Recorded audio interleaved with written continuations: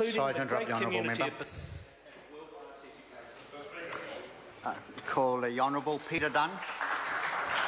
Mr. Speaker, can I join with others on behalf of United Future to welcome our visitors to this Parliament for this important forum. I've been a member here for nearly 29 years, and I am embarrassed to say that this is the first occasion I can recall in that time where such a gathering as this has taken place.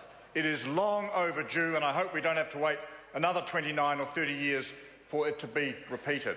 Can I welcome you for the nations that you represent, the diversity of your cultures and your backgrounds, and say how well that sits alongside the diverse nature of our society in New Zealand.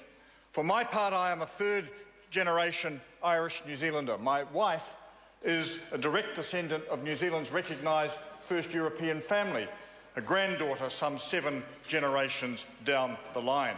The thing we all have in common, whatever our background, whatever our cultural roots, whatever our heritage, is that we live in this part of the world, and that the issues that confront this part of the world, be they related to climate change, be they related to the movement of people, be they related to economic development, are issues for all of us, and the solutions are ones we all have to engage in.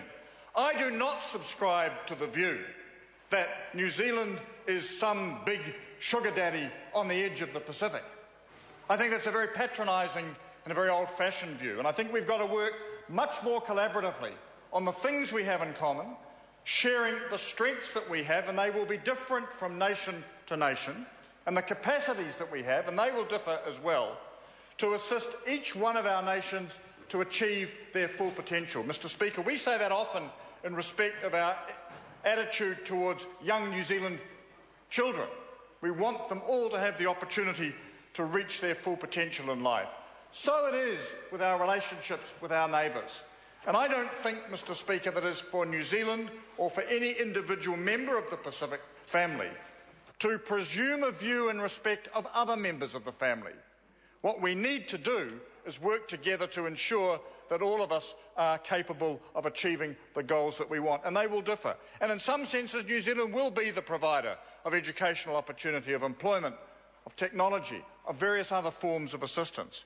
But in other senses, it's very much a two-way street, and we've got to recognise the strengths of our Pacific family as we move forward. And, Mr. Speaker, one of the things I think that leads to, in a very immediate sense, is the capacity to assist each other in time of stress. It may be physical stress brought on by adverse climatic events such as cyclones or storms or whatever, or the mounting threat of climate change. It may also be unrest brought on by political or other means. We need to stand by to help.